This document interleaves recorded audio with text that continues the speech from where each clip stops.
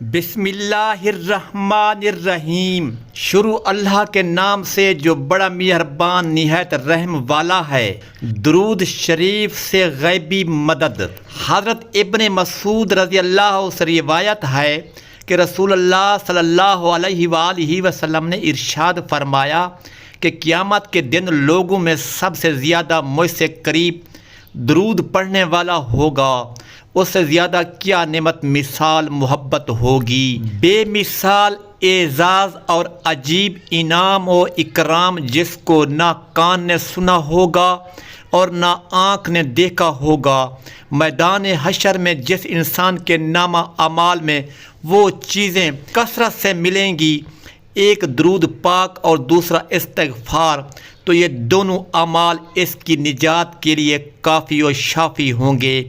کثرت سے درود پاک پڑھنے سے زندگی میں نبی اکرم اور رسول محترم صلی اللہ علیہ وآلہ وسلم کی تائید اور توحید شامل حال ہو جاتی ہے۔ اس لیے درود پڑھنے والے کا ہر کام آسانی کے ساتھ ہو چلا جاتا ہے اور زندگی کے تمام راستے صاف اور روشن اور ہموار ہوتے چلے جاتے ہیں۔ اللہ تعالیٰ کی طرف سے کثرت رحمت کی وجہ سے اس بندے کی زندگی اس پر نہایت آسان اور راحت والی ہو جاتی ہے، کیونکہ کثرت سے درود شریف پڑھنے کی وجہ سے اس بندے کا بال بال اللہ تعالیٰ کی رحمتوں میں ڈوبا ہوا ہوتا ہے۔